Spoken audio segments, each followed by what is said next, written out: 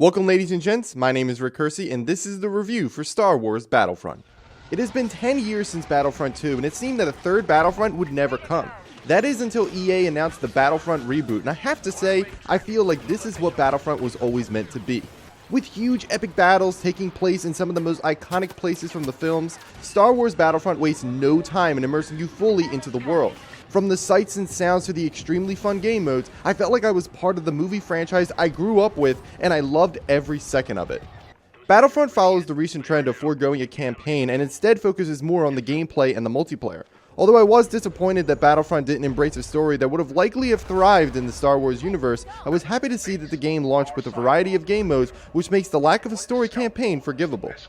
My favorite game mode was Walker Assault, which combined all the aspects of Battlefront into one chaotic battle. The goal is the rebels is to activate uplink stations to gather Y-wing bombers. Once the AT-AT walkers reach a certain point, the bombers start coming in and allowing the rebels to do damage. The main goal is to destroy the walkers before they reach the end, while the Imperials defend the walkers as they progress.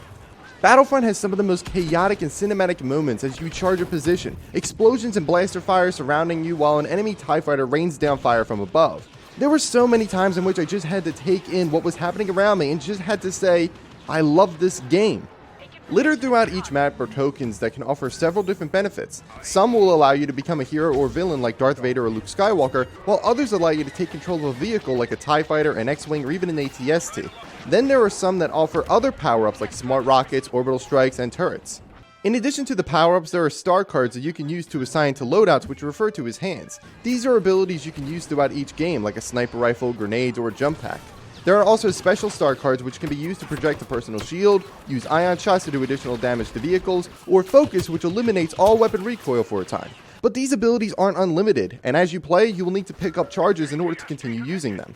There are of course other game modes as well. Fighter Squadron is an all-air battle that has players spawning in a fighter to fight against enemy pilots. Eventually you will be tasked with defending a friendly transport or destroying an enemy transport. You can also find tokens that can repair your ship if it's damaged, or can be used to start piloting the Millennium Falcon or Slave 1. Piloting fighters is very easy to grasp. You can control the speed with the left stick and use the right thumbstick to pilot. You lock on by holding down the left trigger to guide your missiles and blaster fire. When an enemy is locking onto you, you can use evasive maneuvers with the D-pad to dodge incoming fire. Other game modes include Drop Zone, where teams attempt to claim pods that drop in, Blast, which is essentially a team deathmatch, Cargo, which is a take on Capture the Flag, Droid Run, where players fight over control of 3 droids, which ends up being the game's version of a domination mode, and Supremacy, which has both teams fighting over capture points in a tug-of-war style system. Then there are modes that are hero-specific. The first is Heroes vs. Villains, which has all the heroes and villains active. There's Darth Vader, the Emperor, and Boba Fett battling against Princess Leia, Han Solo, and Luke Skywalker. Additional players spawn in as normal soldiers to offer assistance, but the goal is the heroes. The first team to defeat all opposing heroes wins.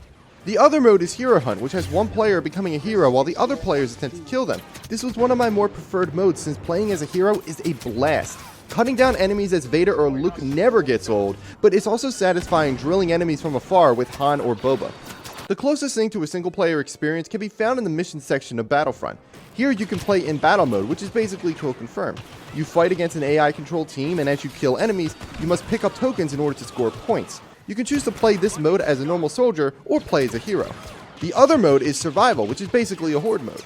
You are thrown into a game and must fight off enemies that increase in difficulty as the game progresses. You start with simple soldiers before being introduced to probe droids, snipers, jetpack troopers, and even AT-STs. The thing about these missions is that on normal difficulty, the game is a breeze, but when bumped up to hard, that is when the challenge truly begins. You can also choose to play either of these game modes with a partner if you so choose. I also really enjoyed that the game allowed you to play from whichever perspective you desire. You can play in third person for a more Battlefront feel, or switch to first person to feel more immersed. I would constantly jump between the two views mid-game. Third person can offer a wider field of view, which translates into better situational awareness, while playing in first person can make ranged firefights easier. The choice is yours.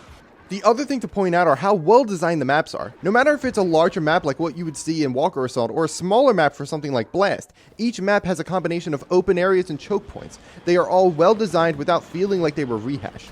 The only map I wasn't a huge fan of was the Endor Walker Assault map. On this map, the game is very unbalanced in favor of the rebels. With hard to reach uplinks and only one AT-AT, I have never once seen the Imperials be victorious. But it is the only map I don't like, out of the many in which I do like. When I play Battlefront, I'm looking to be immersed in the experience. The visuals and the sounds are mind-blowing when things get chaotic. Even though it doesn't have a story or a campaign, the game modes that it does present are all worth jumping into and are tremendous amounts of fun to play. At the end of the day, Star Wars Battlefront delivers on the hype. There are so many layers to the game that it's easy to overlook the fact that it lacks a campaign. This is a game that is without a doubt worth a look.